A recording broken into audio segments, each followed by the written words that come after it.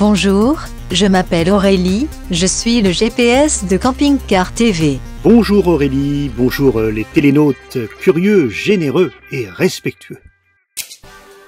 La semaine a été consacrée au changement de véhicule. Vous avez été très nombreux à le commenter avec enthousiasme dans les réseaux sociaux, mais vous n'êtes pas les seuls, la presse aussi. C'est la revue de presse. Géo montre en grand l'ancien camping-car et titre « Il nous a tant fait voyager ». Pour classique, le Matrix s'affiche et entre dans les 100 plus beaux véhicules de l'histoire. La revue Teenager, qui s'adresse aux adolescents, les interroge « Trouver son chemin ». Rockstar lui consacre pas moins de 12 pages et titre « La légende d'une idole ». La presse féminine insiste, elle, sur le changement de look d'Aurélie. Mariage s'interroge, Aurélie un cœur à prendre, tandis que la presse sportive montre les mollets qui seraient ceux du J-Optimiste sans son camping-car. Dans la presse économique finance, retour sur investissement, quand revendre. L'article le plus triste est peut-être dans Chien, gros sur la patate, se souvient d'un reportage qui avait été fait sur des Doberman. Beaucoup de réactions aussi à l'international. Et d'abord l'inévitable tweet de Trump, avec ton nouveau camping-car, tu dois visiter les USA en premier. Kim Jong-un lui répond avec cette formule que je ne prononcerai pas mais dont l'orthographe est exacte et qui veut dire la poudre d'escampette. Le pape François rappelle que tous les chemins mènent à Rome et qu'il faut bénir le nouveau camping-car. Un peu plus tard, lui répond le président Macron qui, par l'intermédiaire du porte-parole de l'Élysée, fait savoir que le J-Optimiste est attendu dans la cour. Pour l'instant, nous sommes dans la région de Valence. Nous devons faire l'installation de Tapil. Alors évidemment, avec ce déménagement et puis cette installation, j'ai eu un peu moins de temps pour tourner des images, mais enfin il y aura quand même de belles rencontres tout à l'heure. Et là, nous arrivons donc dans un atelier où va être installée la pile ESA. Souvenez-vous à quoi ça sert, c'est indispensable en fait pour le camping-car TV. On a lancé cette pile ESA, ça ne fait que 5 ans. Mais déjà, c'est un grand succès et effectivement, François, tu sais de quoi tu parles puisque tu en as une toi-même. Ah moi je ne pourrais pas faire fonctionner Camping Car TV sans la pile ESA. Voilà. Donc ça, la recharge rapide, l'autonomie totale, l'électricité 12 volts partout où on veut, quand on veut. Et avec un convertisseur, c'est du 220 comme à la maison. Comme à la maison, ce qui permet, ce qui est très important pour toi, de pouvoir par exemple utiliser un sèche-cheveux. Voilà, alors moi, ça effectivement, c'est une habitude que j'ai prise, oui. Le sèche-cheveux tous les matins, après la douche. C'est bien, oui. Voilà. Mais non, mais une espresso, enfin une cafetière. Une cafetière, un grille-pain, même la climatisation, en autonomie, c'est possible. Alors on précise sans rentrer dans la technique, donc c'est cette boîte rouge qui est devant nous avec des petites connectiques qui ont chacune un code couleur. Voilà. Hein, donc le jaune, j'imagine, c'est pour le panneau solaire. Exactement. Oh là là, qu'est-ce que je suis fort. Exactement. Le rouge, c'est pour la puissance. Donc ça recharge quand on roule. Tout à fait. Alors ça recharge particulièrement rapidement quand on roule. Ce qui justement permet une autonomie totale. Le moteur du véhicule remplace le groupe électrogène. Plus besoin de groupe électrogène, avec un panneau solaire. En plus, là, c'est le pied.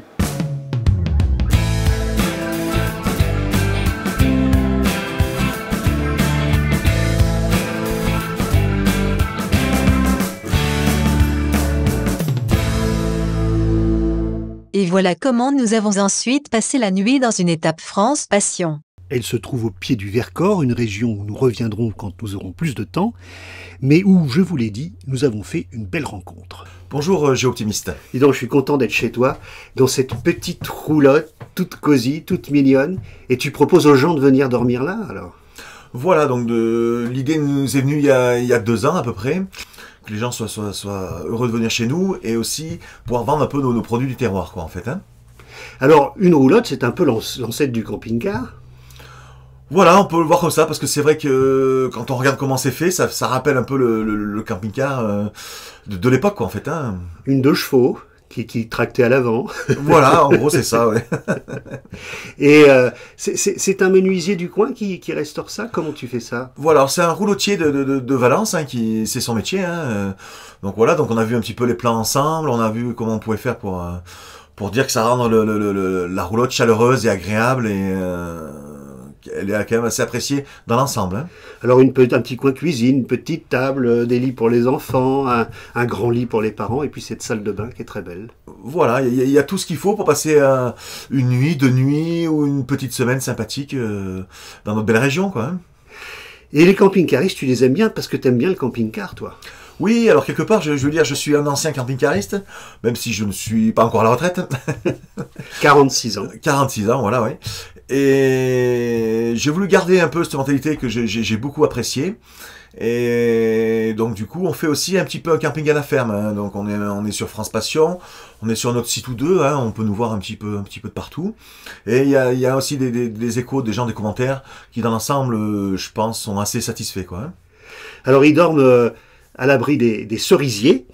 Voilà, plus précisément des merisiers. Hein, des merisiers. Des merisiers, oui. C'est des cerisiers à kirsch, hein, pour faire kirsch, hein, principalement. Mais ton vrai métier, et de toute la famille, et depuis 1902.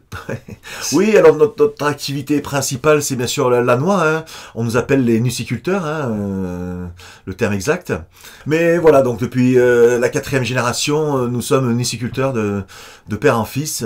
Voilà, donc l'activité s'est quand même développée ces 15 dernières années, hein, où c'est vrai qu'on a planté pas mal de variétés de noix, principalement la franquette, hein, une variété qui est la principale variété de la noix de Grenoble. Voilà, parmi les 3 variétés. Et alors pourquoi il y a des noix dans cette région-là? C'est lié à quoi? C'est lié au sol? Alors, il y a des noix dans la région pour un critère principal. Il y a un microclimat qui fait qu'il y a de l'humidité quand il faut, le sol est favorable, on a un pH idéal pour ça, et on a aussi une zone pas trop gélive non plus, un juste milieu entre tout ça, ce qui fait que c'est favorable au développement de la noix. Et alors il y a 2 façons de récolter les noix. La première, c'est de bouger le tronc d'arbre.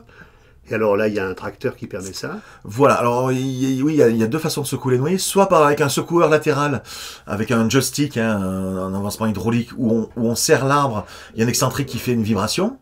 Voilà, ça c'est une des solutions. Après, nous avons aussi notre solution qui est un peu plus originale, le secouage des noyers par hélicoptère. Hein. Ça, c'est pas forcément commun. C'est pas mal. Après, l'inconvénient, c'est que ça a un coût, hein, forcément. Eh bien, écoute, merci beaucoup. Je te retrouve tout à l'heure. Je viendrai te voir dans ta boutique. Et puis, on va aller voir justement un pilote d'hélicoptère. Direction l'aérodrome de Valence à 30 minutes. Et c'est encore la rencontre d'un passionné sur Camping Car TV. L'histoire d'une vraie success story. Alors, on est nombreux. Au départ, on était en 87 3, donc mon épouse, moi-même et un mécanicien. Et aujourd'hui, eh bien, on est un petit peu moins de 50. Voilà. Et donc, c'est une société qui existe depuis 1987, mois de novembre 1987, que j'ai créé ça avec mon épouse, hein, qui m'a énormément aidé dans ce travail. 30 ans, tu imaginais que ça deviendrait ça? Jamais. Jamais, je pensais faire 10 ans, peut-être 15 ans là-dedans, et puis mon fils a souhaité reprendre la main là, sur cette entreprise, et c'est lui maintenant, Michel Moulin, qui s'occupe de l'entreprise. Moi, je m'occupe plutôt des contrats à l'étranger. Alors, quels sont les domaines d'activité de Jet System? Très variable, ça va du transport public, c'est-à-dire le baptême de l'air, des circuits, amener des gens sur un aéroport, sur un site non équipé d'aéroport. Après, c'est tous les travaux de levage, c'est-à-dire transport de charge. On a une activité également qui est très importante dans ce qui est de la surveillance de ligne, avec des logiciels qui sont adaptés à ça. Ligne électrique, hein? Ligne électrique, absolument, hein, absolument. On travaille sur les lignes électriques EDF. Énorme marché pour vous. C'est un marché très important pour nous, c'est vrai. Mais ça correspond à une formation de nos équipages qui est aussi très très importante et continue. Et puis la dernière activité, eh bien, c'est la maintenance des hélicoptères, nous, dans un cadre européen. Voilà. Et alors, il y a une petite niche particulière dans le coin, et c'est lié eh bien, à ce qu'on produit ici dans l'agriculture, les noix. Et ça, c'est toi qui as inventé ça. Les noix de Grenoble, oui, oui, tout à fait. Ben, j'ai eu cette idée donc avec un agriculteur, avec un éleveur de noix, si on peut dire ça comme ça. Eh bien, au moment de la cueillette, eh bien, d'aller secouer les noyers, pas avec une machine qui secoue le tronc, Et qui abîme les racines. Mais avec un hélicoptère qui fait vibrer les feuilles et puis les branches, et ça permet de faire tomber les noix. C'est un hyperventilateur, et donc on se déplace au-dessus des arbres à une altitude très faible, à une hauteur très faible par rapport aux branches, et surtout il faut bien secouer les branches.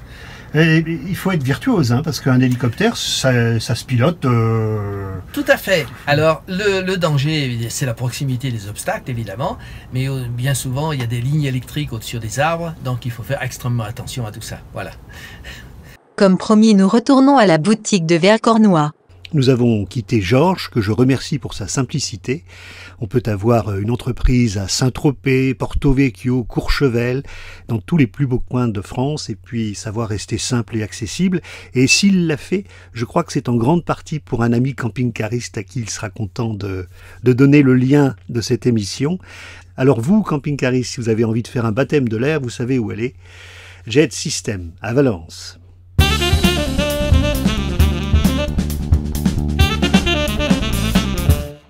Alors nos produits phares, nous avons vraiment 5-6 produits qui sortent un peu de l'ordinaire. Hein. Nous avons la moutarde noix qui est très appréciée. Hein. Alors ça, qu'une entrecôte, une côte de bœuf, c'est une merveille. Hein. Ça passe super bien. Alors après, nous avons quelques nouveautés comme les noix salées, hein, comme nous pouvons voir ici, aromatisées aux herbes. Donc c'est un produit, les gens on avait beaucoup de sucré et les gens nous demandaient quelque chose en apéritif. Voilà, donc on s'est mis il y a quelques mois à faire des noix salées. C'est un produit qui plaît bien en général aux gens. Donc elles sont tout simplement torréfiées à la poêle, à l'huile d'olive et assaisonnées aux herbes. Hein. Nous avons rentré cette année 2 nouveaux produits, la confiture de mûre-myrtille aux noix, que nous avons ici. Et plus loin, en face, nous avons aussi la confiture de citron aux noix. Ça, c'est les deux derniers produits récents. De l'autre côté, nous avons aussi les confitures d'abricots aux noix. Nous avons les confitures de figues aux noix. Un autre produit qui marche bien aussi, qui est bien apprécié, c'est la crème de noix verte. Hein, voilà, c'est ce produit-là. Donc ça va très bien avec un fromage blanc, par exemple, un fromage sec, ou sur une tarte aux pommes, un peu comme une gelée. Hein. Merci Lionel pour tes noix ramassées par hélicoptère, et puis à la semaine prochaine pour de nouvelles aventures. À bientôt.